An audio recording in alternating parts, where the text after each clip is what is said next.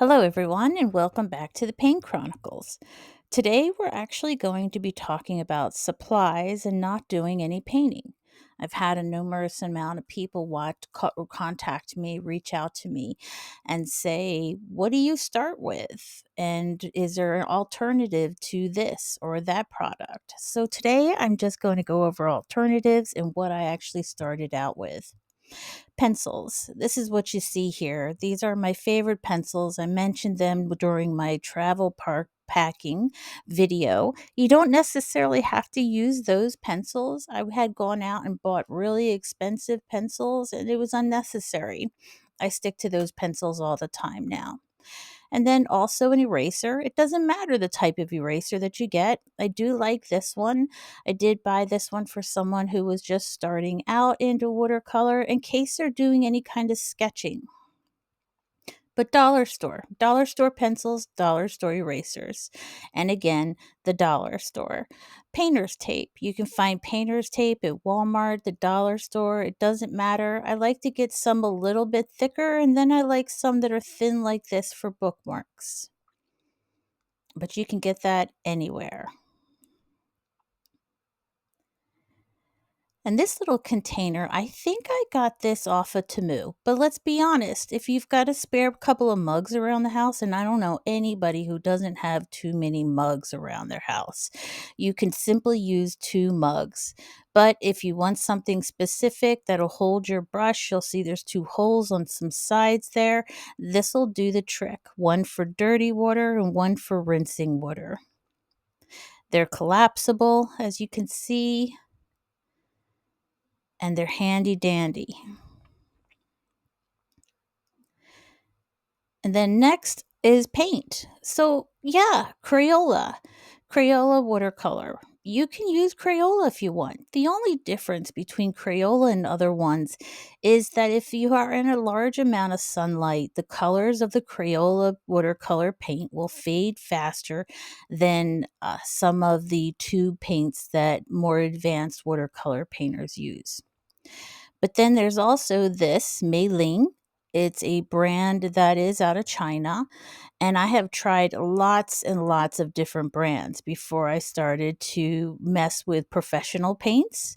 And this brand is the closest I feel like you can get to those professional quality. And you can see this is a well loved palette. I gift it to people all the time when they're interested in getting into watercolor paints. It's a really good dupe, I guess you could say, or a really good product as an alternative. Here's the same product, but with some more colors in it.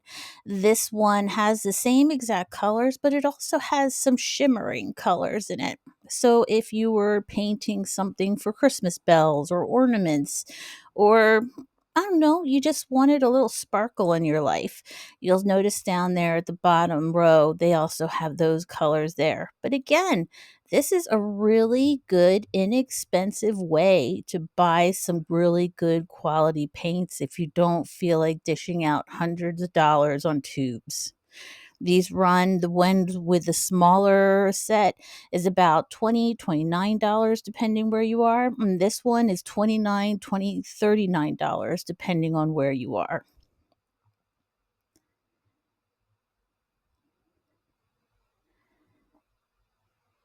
And then the next product we have is the brushes that I started out with. I didn't start out with Crayola. A lot of people say you can start out with Crayola, but I wanted one with some point on it because I was really interested in doing detail work. So I went for these Brae Reese brushes that you can get at Walmart. You can see how they have a nice point on them. It even shows you little exercises that you can do on the back to get used to your brushes and get a feel for them. There's even a QR code to download there and get some tips. And it's actually in a pouch as well. So if you get more brushes in the future, you can use the packaging that it comes in as a pouch to hold on to your future brushes as well. These things I think cost me $5.99, $6.99 at Walmart.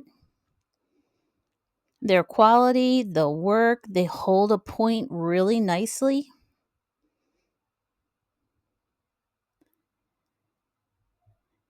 And now we're talking about watercolor paper.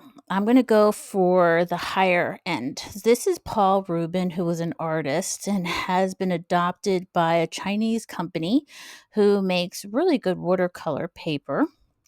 This is high absorbency, 100% cotton. You get a larger amount of paper than you would if you were to go with Arches or Academy. It is a little bit less money. This is a block version. So this would be like a step up from your first step. I'll go over the first step next. And you're going to see me try and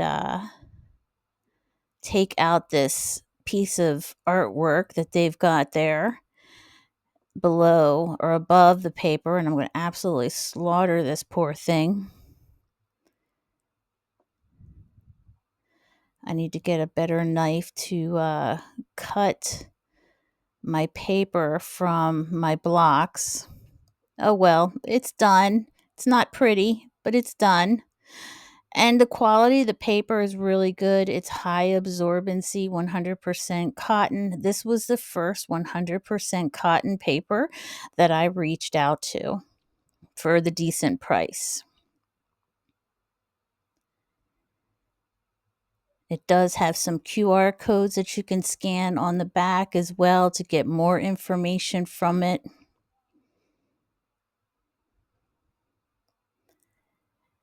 And then the next type of paper that I'm pulling out is NorthShore.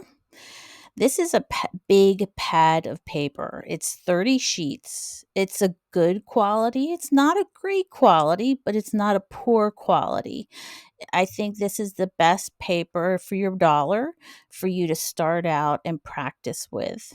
It's 15 by 11. You can cut it in half if you're not wanting to use a whole big sheet paper. So that instead of 30 sheets, you've got 60 sheets. It's cold press, acid free, 300 GSM. It is not 100% cotton, but I have to tell you, for it not being 100% cotton, it is a really good paper. This isn't really necessary to get started, but if you activate your paper with a small your paints with a small spritz, it makes it easier. And then I got one of these at the dollar store. Remember the old ketchup holder containers? And if you need some water, you can put them on there. And then that's it, guys. That's the basics. That's what I started out with. I hope you enjoyed. I hope you found some tips.